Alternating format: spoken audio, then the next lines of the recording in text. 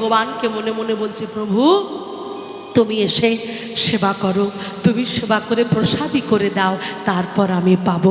এগুলো ভক্তদের লক্ষণ। সবাই তো পারবে না, এই হচ্ছে ভক্তদের লক্ষণ। দেখুন, আগে নিজে পাবার আগে ভগবানকে নিবেদন করে তারপর প্রসাদ করে সেটা পাবে। আর এই প্রসাদ পাওয়া, এই যে প্রসাদ, এটা কজন পেতে পারে? ভগবানের চরণে নিজেকে সমর্পণ করা, এটাই তো আমরা ভুলে গেছি। জীব নিত্য কৃষ্ণের দাস। এই দাস হওয়াটা খুব সহজ নয়। দাস হতে গেলে নিজেকে নিগড়ে দিতে হবে, একেবারে নিগড়ে তার চরণে দিয়ে দিতে হবে, তবেই না তুমি তাকে পাবে। অত সহজে তুমি ভগবানকে পেয়ে যাবে তা তো তুমি পাবে না। হ্যাঁ, প্রসাদের আমরা মন্ত্র বলে প্রসাদ পাই। মহাপ্রসাদে গোবিন্দে নম ব্রাহ্মণ্যে বৈষ্ণবে স্বল্প পুণ্য বতাং রাজান বিশ্বাসী নৈব জায়তে।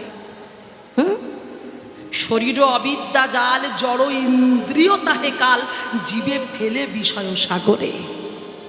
তার মধ্যে জিহবা অতি লোভময় সুদূরমতি, তাকে যেটা কঠিন সংসারে। কৃষ্ণ বড় দয়াময়, করিবারি জিহবা যায়, সপ্রসাদ অন্ন দিলা ভাই, সেই অন্নমৃত পাই রাধা কৃষ্ণ গুণ গায়, প্রেমে ডাকো চৈতন্য নিতাই। বুঝতে পারছেন? আমরা তো বসে পড়লাম, বসেই আমরা শুরু করে দিলাম, কিন্তু না, প্রসাদের অনেক নিয়ম আছে। প্রসাদ